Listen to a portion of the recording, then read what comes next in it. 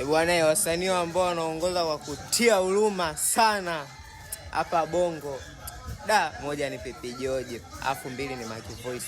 Wasanii wanatia huruma kinoma. Tatizo wametelekezwa.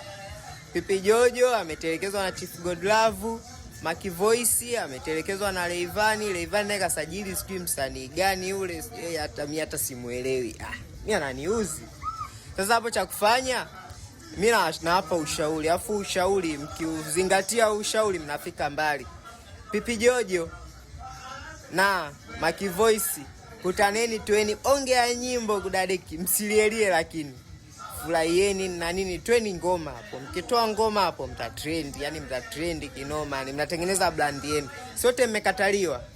Afu tuone Kuslavu anasemaje na nyimbo zake, mimi hata sizielewi, bora hata angenisaini mimi.